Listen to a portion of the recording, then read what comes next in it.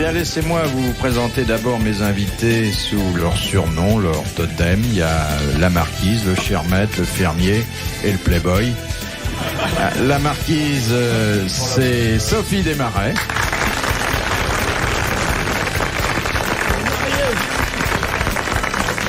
Le Chermette, ah oui, bon, tout le monde sait que c'est notre académicien fétiche. C'est Jean Dutour.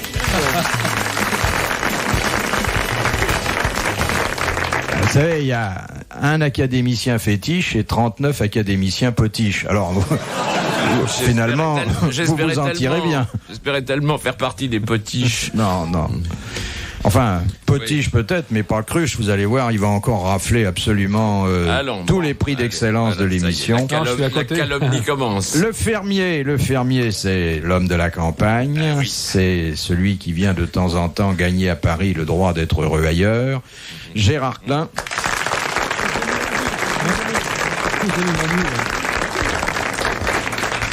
Et le playboy, l'éternel jeune homme, le recordman des histoires drôles, c'est Roger Pierre. Alors là, bravo.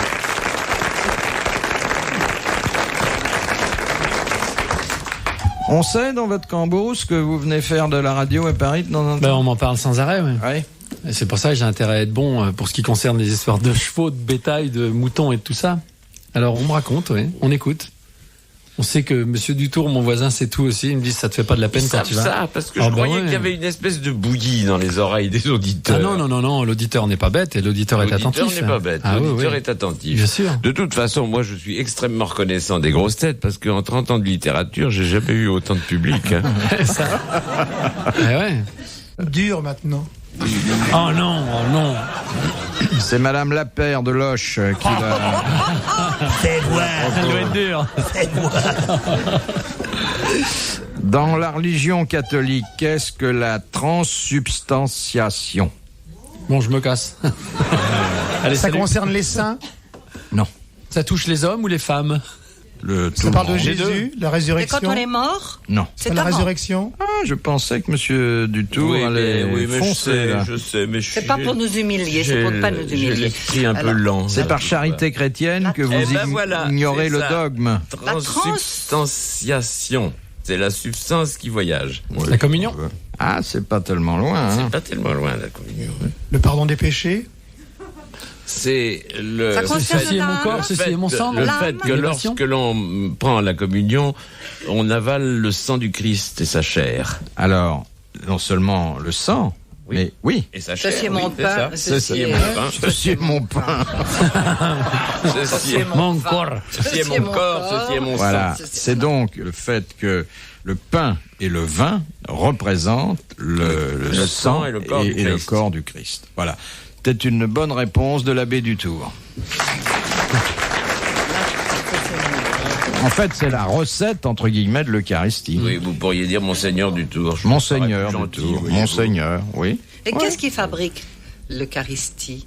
Je suis épatée maintenant, comme tout le monde communie. Eh oui, hein, moi aussi. On se sert soi-même. Si vous saviez ce que ça me choque. Même les ayatollahs communient.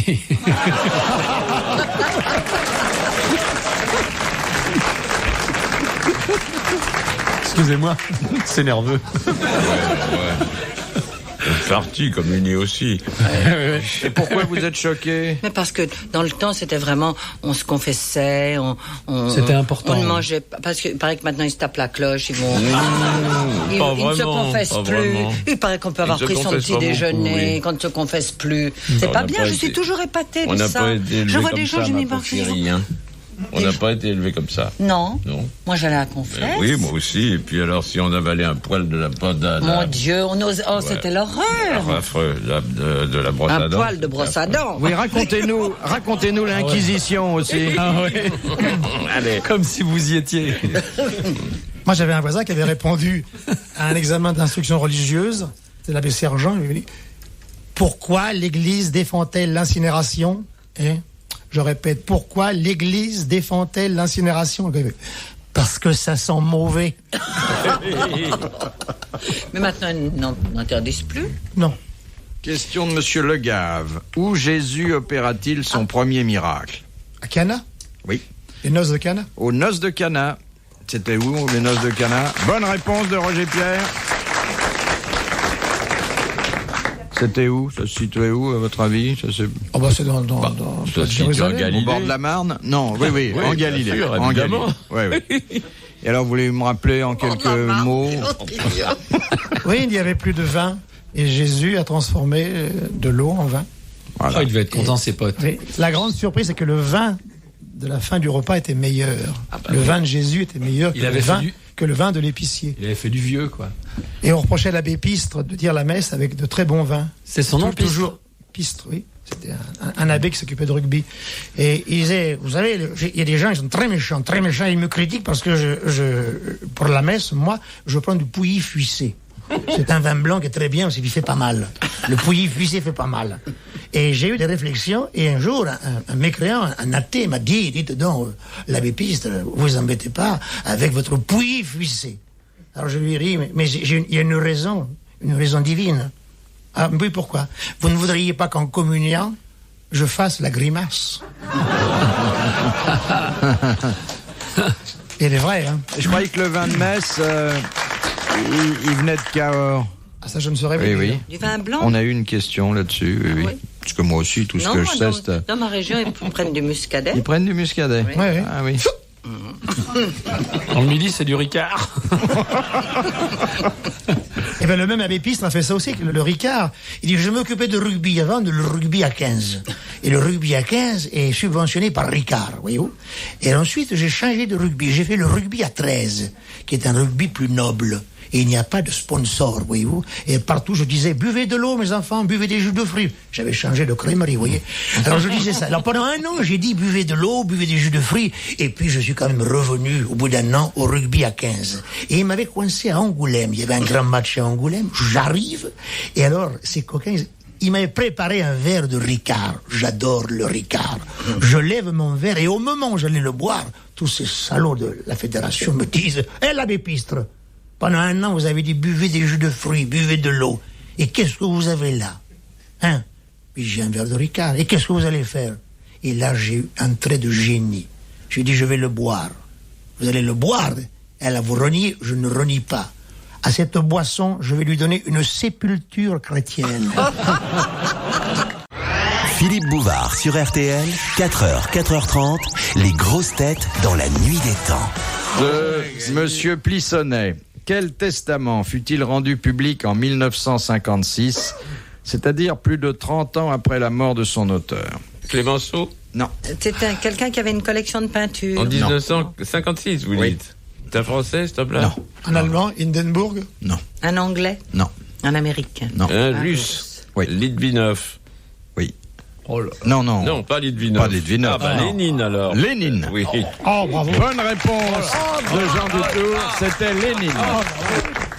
Pourquoi? Humilier Gérard et Roger. Hein. Oh. Oui. Bien, parce que c'était un testament politique et que j'imaginais qu'il gênait sur le moment certaines personnes. On l'a rendu public que beaucoup plus tard. En Russie?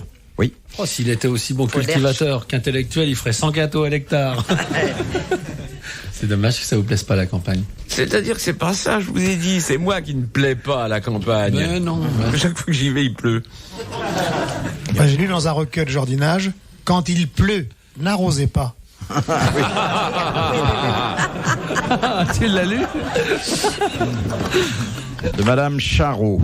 Quel est le département français qui porte le nom d'une rivière qui ne le traverse pas? La Vilaine? Le Var. Le Var. Oh là là. Ah oui, Bonne c'est réponse bien. de Jean Dutour.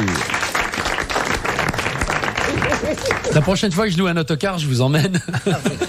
J'aimerais bien partir en vacances avec un autocar. Une cinquantaine de personnes. On serait bien, non? Oh, Avec une voyage bande de copains. organisé, On poserait les autrement questions. dit. Oh, j'aimerais bien. Moi, j'ai vu un car arriver à Deauville. Oui. Un car de Parisiens.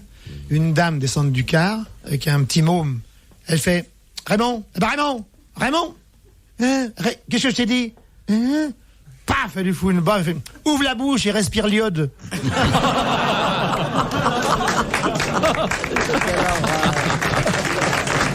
Parce que j'ai vu de très drôle au Maroc. C'était un autocar entier qui s'était arrêté, bien sûr, pour aller pisser. Hein. Et c'était tout plat. Ça a duré 1 heure parce que les gens s'en allaient, mais on les voyait toujours. Il laisse cacher. Oh, c'était drôle, ouais. Et l'histoire qui a fait C'était le très, tour très drôle des à buts de voir. Chaumont. Il y a un technicien qui est parti en vacances avec sa femme et une caravane. Nous allons en Bretagne. Alors le type était parti le soir, il était fatigué, il roulait. Et sa femme lui dit, écoute, je tiens plus dans la voiture, je vais aller dans la caravane parce que je veux m'allonger. Il arrête, la bonne femme monte dans la caravane, c'était l'été, il faisait très chaud. Se met nue la femme, elle s'allonge, et le type repart, il roulait doucement. Puis à un moment, il a un envie pipi, il voit une bretelle, le type, il sort en titubant, il va pisser, il revient. Pendant ce temps, sa femme était sortie de la caravane, elle aussi. Quelle horreur! Elle avait été en sous-bois. Le type remonte dans la caravane, dans la voiture, il repart, il pensait que sa femme dormait. La bonne femme, entièrement nue, il fait Raymond, et elle a fait du stop toute nue. Il y a un type, il voit cette fille nue, ça, il fait qu'est-ce que c'est? Monsieur, voulez-vous rattraper la voiture avec une caravane qui est devant? Elle fait que je rattrape. Oui, c'est mon mari, il m'a oublié. Il m'a oublié. Et vers cette voiture, c'était un type qui était un vieux monsieur, mais madame, je ne conduis pas vite, je vais à Rennes, je conduis pas très vite. Poussez. Et elle a doublé la voiture de son mari, et elle faisait signe comme ça. Et le mari était complètement dans le cirage, il n'a jamais regardé, il croit que c'était des plaisantins. Une bonne femme à poil qui faisait signe comme ça. Alors elle a dit au vieux, foncez à 2 km devant et laissez-moi. Elle fait, ah oui, je vais vous laisser parce que les fous comme vous. Alors il a laissé la bonne femme et la bonne femme a arrêté son mari, les bras en croix à poil sur l'autoroute. Et le technicien de la SFP, il a vu sa bonne femme comme ça. Qu'est-ce que tu fais là? Là, tu m'as oublié? Bah, pourquoi tu es devant moi? Parce que je t'ai rattrapé. Et le malheureux a eu le tort de raconter ça à un copain. Et ce qui m'est arrivé en vacances, il raconte ça. Ça a fait tous les studios. Et aujourd'hui, ça va pas arranger les choses. Ah non. Et il y a la même histoire, toujours en Bretagne, du côté de Trégastel. Un musicien. C'est vrai, aller plus souvent en Bretagne. Un musicien de jazz. Oui. Sa famille emmène-moi en Bretagne à Trégastel. Ils arrivent. Ils avaient retenu une chambre au mois d'août. Alors, la femme fait, j'ai pas de maillot. Je vais m'acheter un maillot. Lui fait, oui, écoute, on a voyagé, on a roulé. Moi, j'ai pris une douche, puis il faut que je me fasse les ongles de pied. Et après, on file à la plage. La bonne femme court dans un grand magasin, elle trouve un maillot de bain 2 pièces. Elle revient, elle pousse la porte de la chambre et elle voit son mari de dos sur le lit qui se faisait les ongles de pied, se coupait les ongles de pied. Alors elle voit les fesses de son mari. Alors elle fait, tiens, j'étais mariée depuis pas longtemps. Elle avance une petite main gamine et fait, ah, qui c'est les petites bouboules? Le mec se retourne, elle s'était trompée de chambre. Ils ont dû changer d'hôtel.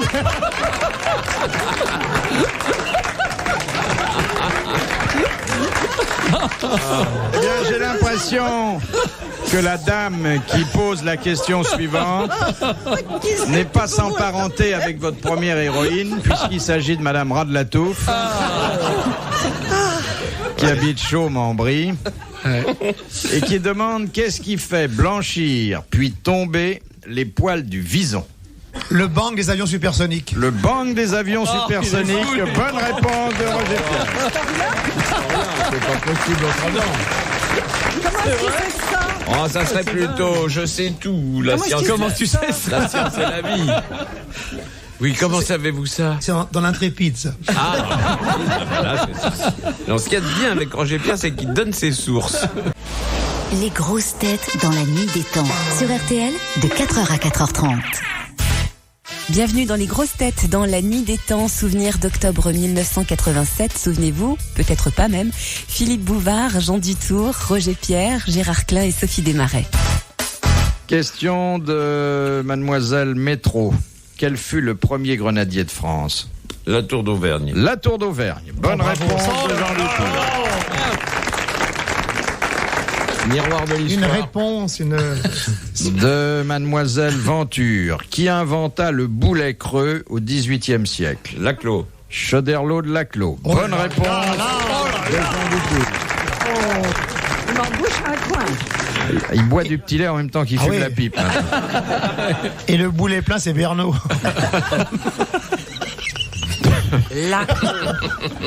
De Monsieur Pardon de Villeurbanne.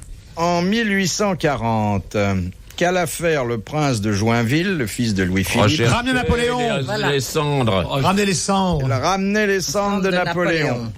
Bonne réponse de Jean Dutour et de Roger Pierre. À Joinville-le-Pont, oui. Mon petit Joinville. Mais j'ai une histoire avec ça. Oui. Vous savez qu'à Monte-Carlo, j'ai fait la fête du Prince un jour avec Jean-Marc Thibault. Oui. Et on finissait par à Joinville-le-Pont. Bon. Oui. Et au début, je vois une fille qui arrive en rose. Elle fait bonjour, écoutez, je vous admire beaucoup. Voilà, maman est dans la salle. Alors, à la fin du spectacle, vous seriez très aimable de dire, madame, bon anniversaire. Je dis, vous êtes un petit peu gonflé parce que il y a 2000 personnes. Elle dit, écoutez, je suis au premier rang. La dame en noir à côté, c'est ma mère. Vous lui direz, bon anniversaire. Alors à la fin, je change Joinville-le-Pont et je faisais danser toujours quelqu'un. Je vois une femme, je l'attrape, hop, je la fais danser. Je lui fais bon anniversaire. Ouh, il y avait des projecteurs sur nous. Puis à la fin, l'organisateur me dit, vous êtes gonflé, hein. Vous avez fait danser la princesse Antoinette, la sœur du prince de Monaco. C'est bien. Une valse musette. Mais ce que vous ne savez pas, c'est que parmi ses nombreux titres, le prince régnier, qui est marquis des Baux, est également comte de Joinville. Oh, ça lui a plu. Alors ça a dû lui plaire beaucoup, ça lui a rappelé des souvenirs. Mais c'est vous qui aviez fait la chanson? Oui, c'est une commande de Bourville. Il m'avait dit, Roger, j'en ai assez de faire les paysans. Alors, je voudrais faire les ouvriers. Les ouvriers, oui. Tu sais, je voudrais faire Yves Montand. Tu veux faire Yves Montand? Oui, parce qu'il voudrait chanter dans mon usine de puteaux. On peut dire que j'ai le bon boulot. Tu vois, c'est chez Renault. Alors, j'ai dit, tu veux faire un ouvrier? Ajusteur? Je sais pas. Alors, je lui dis plombier zingueur. Oui, va pour plombier zingueur. Et il l'a créé au Vélodrome d'hiver. Il a donné le départ des 6 jours et il l'a chanté. Puis il m'a téléphoné en la nuit. Oh, Roger, la chanson, ça marche.